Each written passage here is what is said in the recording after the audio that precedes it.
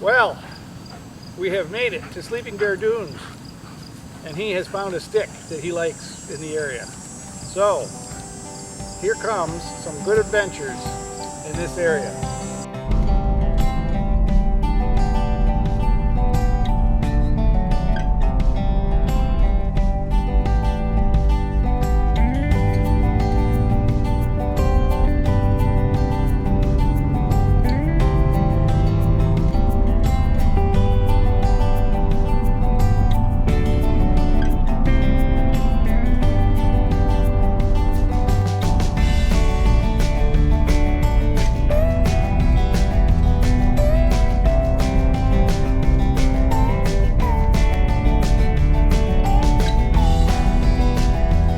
Well, hello folks. We have made it to Sleeping Bear Dunes National Park.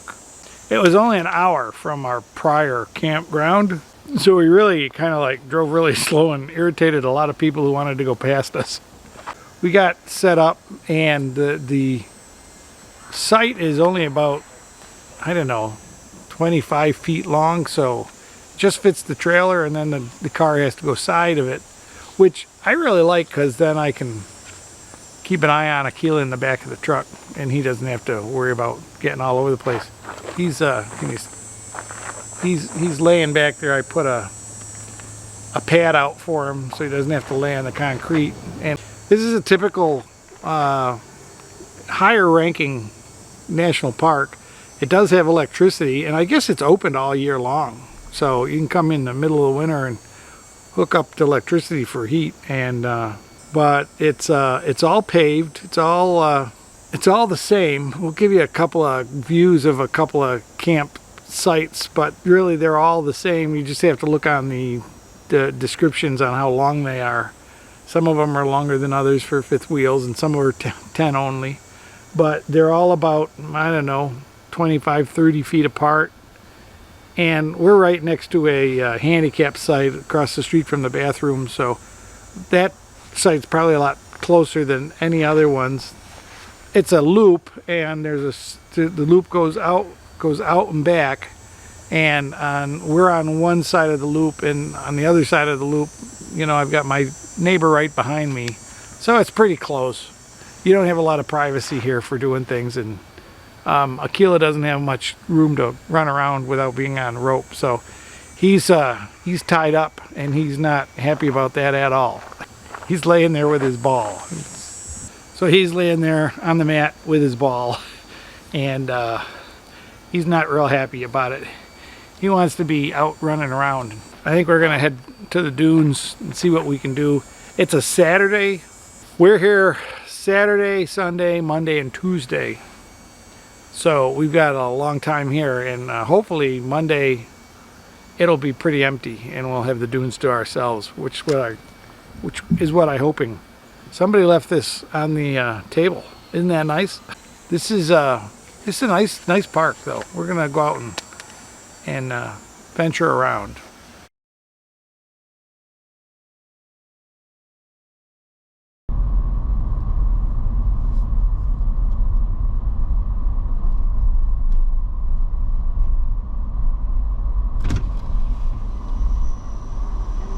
Morning.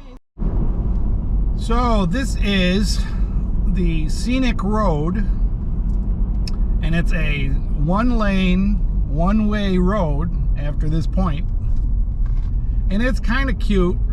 It's a great bicycle route. You can ride your bike on it, and you can cross-country ski on it when there's snow. It closes in November. Yes, here it is. The covered bridge, 13.6, and it looks brand new. There are picnic areas on this road in the dunes, and places that you can sit and look over the dunes and out into the water. And throughout the park there are pull-off stations, and they have these numbers on them, and I don't know if that is like a talking trail or something you're supposed to tune into, or if they give you a brochure that gives you information on that. But there's a This is the one closest to the Sleeping Bear Dunes and the pier stocking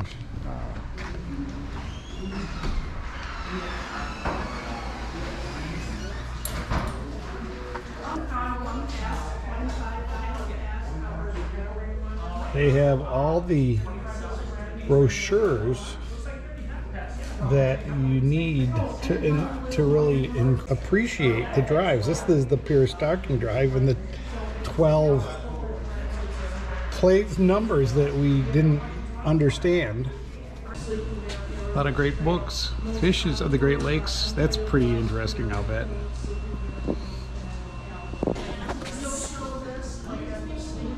I don't know this book, but that's probably a good book.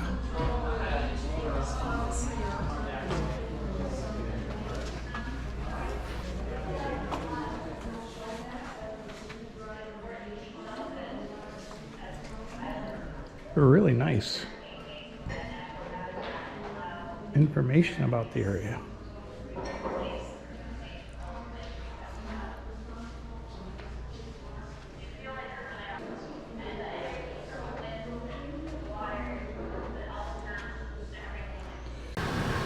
It's kind of an early time to be taking pictures because the sun's just coming up and it's reflecting off the lake. But that's a lake.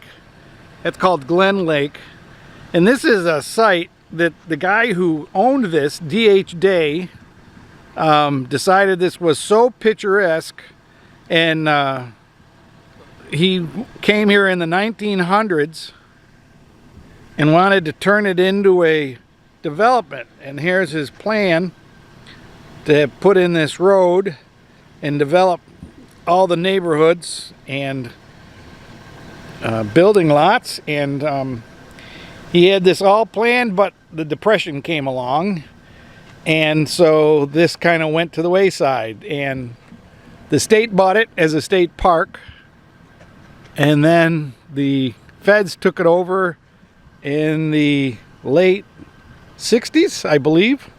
And this is what you've seen about Sleeping Bear Dunes on social media. This is where all the crazies come to beat the social media record for climbing this dune.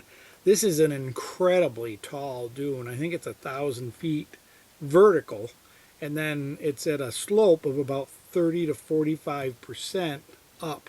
So it's a really hard climb, and of course you're slipping back on the sand. So technically, you're not supposed to do it because it's a protected dune, but so many people do it, they can't arrest them all. So these are the crazy people who climbed down, and now they're trying to get back up. This is where we were before, way up over there. And we walked over to this nice little observation post. I can't see them, but you can see them way down there, all the way to the lake, and it's pretty sad. I'd let Aquila go down, but I don't think I'd ever get him back up. He'd stay in the water.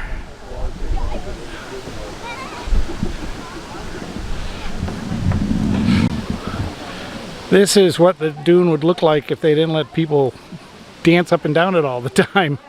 It would get grass on it and be more stable. But the dunes are moving. So this is what the Sleeping Bear Dune looks like if you come at 8 o'clock in the morning because there's absolutely nobody here. He really wants to attempt the climb. He's even looking at that stick over there, that log halfway up the hill. I wonder how that got there. So here's the overlook. This is quite steep going down to this.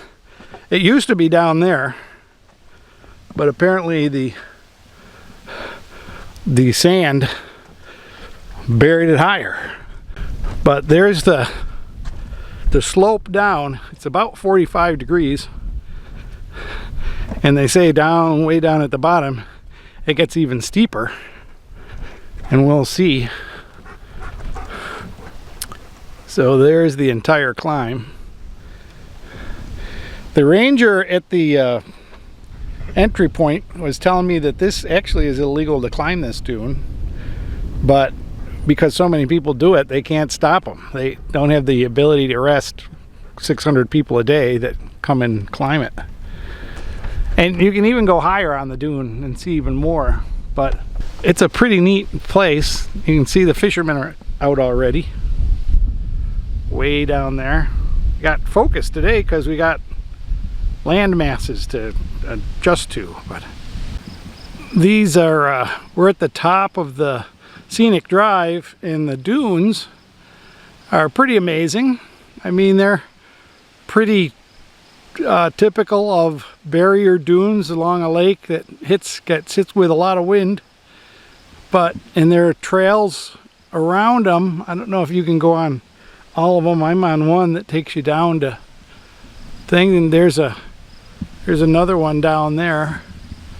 But it's interesting, the environment that it builds with the shifting of the sand. And of course, if you kill the grass, walk on the grass, the sand can blow away. So they try to keep you on a certain path. And I don't know what happened over there.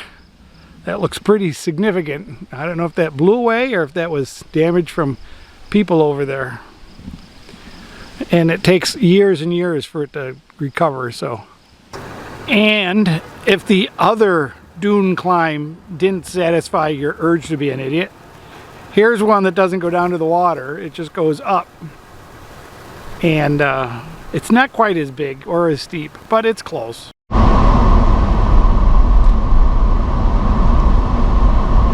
This is the Platte River picnic area, and it appears to be the area where everybody comes to go down the Platte River to the lake. It has nice bathrooms, it's got nice fish cleaning stations, it's got nice picnic area, playground. It's a nice area, but this is the Platte River access. Somebody thinks he's gonna get in the water. But this is like fishing access. It's not canoe launch. There's canoe launch is down there. But this is the Platte River. It's kind of a nice, shallow, lazy river that tubers and kayakers and canoers seem to go down. He got in. It's his type of river. It's not too deep, not too shallow. We just can get everything all wet. But there are a couple of places along the river that rent canoes and kayaks, and we'll pick you up at the bottom, which is kind of cool. I don't know how long the whole river is, but this is the canoe access point. You've got nice river rock to load it in, and then it gets deeper after this. I'm always impressed at how the Park Service goes all out with neat stuff. I was wondering why there were two railings here. And then it occurred to me, this is so you can slide your boat down to the water on the ramp. I mean, it's quite a ways. You don't have to carry it, you can just slide it down. And this is a fish cleaning station, which has water and tables so you can clean your fish. And I don't know where the fish guts are supposed to go. They don't seem to have trash. Maybe it just goes down inside and they've got a trash bucket at the bottom. Fish parts, yeah, goes down in there. How neat. And it smells like, well, we went to the furthest point, I think almost, to the Maritime Museum. And I don't know that there's a lot here. They've got a boathouse. This was a Coast Guard station from 1902 to 1942. It's kind of a standard museum type of thing. I could use that on my car, inclinometer. We saw dogs in the car. We're in the cannery, which is a boat museum. They have some real boats. Pretty old boats.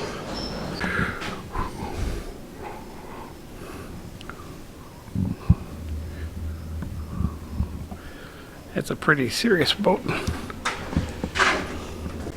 Which one can we take out? This one? Pardon me? Can we take this one out? It's going to take a little effort to get it down to the beach. Yes. Oh, they did remove the motor from it, so you'll have to paddle it.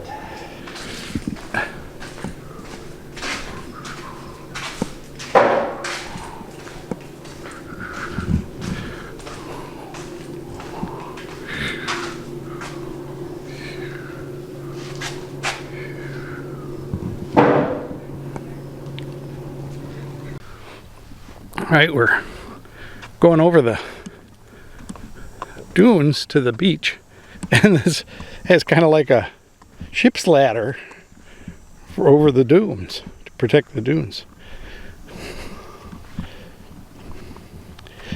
He says other dogs have peed here. He'll add to them.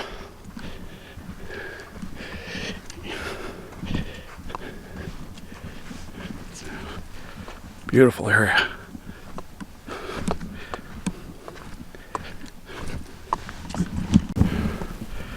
Between the time I get the leash off him and the time I get the camera turned on, he's in the water. It is one nice day on the lake today. Look at this. There's barely a wave. And we are on the main lake in the cove, or whatever this is. It's not a cove, it's just a big bay. And look at this beach. This couple way down there came in just behind us. Actually, I let them pass and they were just in front of us. But they have a Dalmatian. But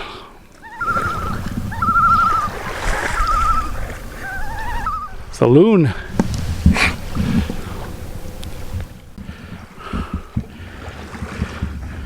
Hard to work the camera and throw the stick, but he likes this water.